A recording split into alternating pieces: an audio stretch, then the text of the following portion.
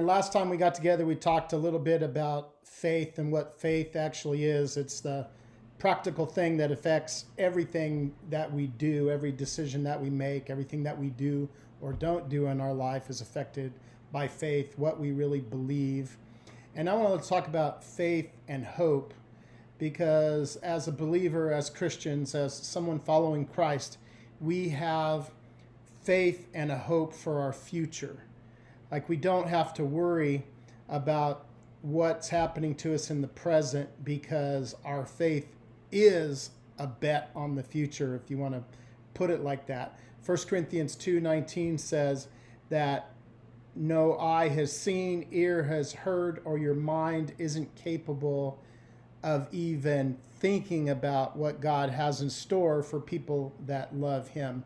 And so the Apostle Paul is actually quoting Isaiah 64:4 there. And he changes it, the wording from those that love God to those that wait on God. And so part of our hope is that we're waiting. You know, like another place the Apostle Paul says, it's not hope if you already have it. If you already have something in your hand, if you already have everlasting life in this fantastic world in heaven and it's already here, well then, you know, it's not faith, it's not hope because it's already here. But he's saying this is something that we have to look forward to. And in Isaiah 65:17, just a little bit after that passage, Isaiah talks about there being a new heaven and a new earth. And it's going to be so great that this heaven and earth won't even come to our memory, won't even be remembered. Now, I don't know exactly what that means. I mean, I think it would be really weird not to have any memory of, you know, how we got to eternity, how we got to heaven. And so I think there's going to be some element of like, you know, knowing our loved ones in heaven, knowing each other in heaven, and having some kind of memory of how we develop this eternal relationship with God that we'll be living in the future. But in comparison to where we're going to be,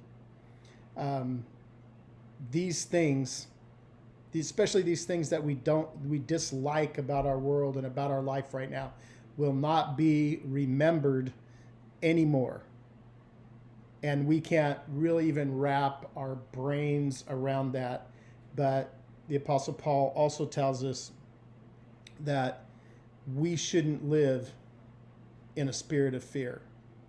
God has not given us a spirit of fear. So if you're living your life today, now I understand, like with the coronavirus thing going on, all that, you know, some of us have to be careful. Some are at higher risk. Some of us have families that are higher risk. And that's good. Be wise. Be prudent. But if you're hiding back in the corner and you're living in this spirit of fear, you're afraid of the world around you, you're afraid of what could happen to you, and you're paralyzed in fear, then you're not living your life with the faith and hope that Christ expects you to. We should not have that spirit of fear. We should not really be afraid of anything because we have a future that is secure. We have a future that is so great, we can't even fathom what it will be like. Imagine that.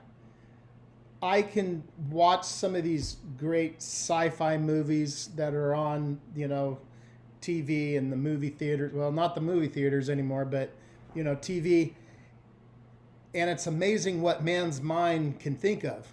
Just the crazy, far out, futuristic things that we can think of, and the plots and things that men's mind can develop.